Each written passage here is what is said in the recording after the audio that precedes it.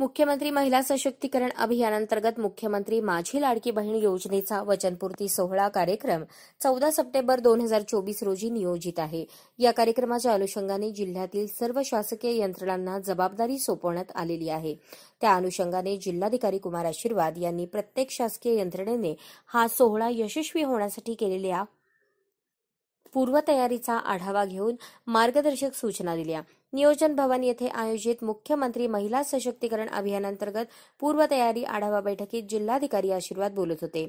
यावेळी मुख्य कार्यकारी अधिकारी कुलदीप जंगम, अप्पर जिल्हाधिकारी मोनिका सिंग, निवासी उपजिल्हाधिकारी मनीषा कुंभार, शासकीय महाविद्यालयाचे अधिष्ठाता डॉक्टर संजीव ठाकूर, उपजिल्हाधिकारी अमृत नाटेकर, प्रांताधिकारी 1 सदाशिव पडदुणे, उपजिल्हाधिकारी तथा भूसंपादन अधिकारी संतोष देशमुख, अधीक्षक अभियंता संजय माळी, सोलापूर मनपा उपायुक्त मच्छिंद्र घोलप, अतिरिक्त मुख्य कार्यकारी अधिकारी संदीप कोहिनकर, जिल्हा महिला व बाल विकास अधिकारी आर.बी. काटकर, जिल्हा परिषदेच्या महिला बाल विकास विभागाचे जिल्हा कार्यक्रमाधिकारी प्रसाद मिरकले, राज्य उत्पादन शुल्क अधीक्षक भाग्यश्री जाधव यांच्यासह अन्य मान्यवर उपस्थित होते।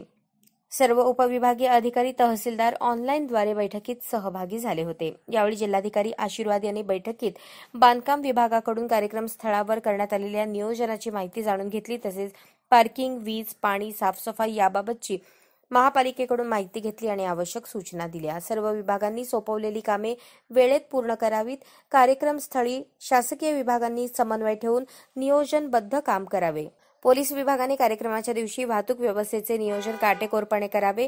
वाहतुकीस कोणताही अडथळा निर्माण होणार नाही या अनुषंगाने पार्किंगची व्यवस्था ठेवावी। एसटी महामंडळाच्या अधिकाऱ्यांनी महिला लाभार्थी घेऊन येणे, मेळावा झाल्यानंतर त्यांच्या ठिकाणी सोडणे यासाठी आवश्यक असलेल्या 400 बसेसची पूर्तता करावी।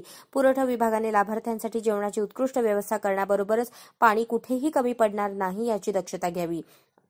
या कार्यक्रमासाठी 30 ते 40 हजार महिला लाभार्थी येण्याचे नियोजन करण्यात येत असून या अनुषंगाने कार्यक्रमाच्या ठिकाणी हिरकणी कक्ष स्थापन करण्याच्या सूचनाही त्यांनी दिल्या।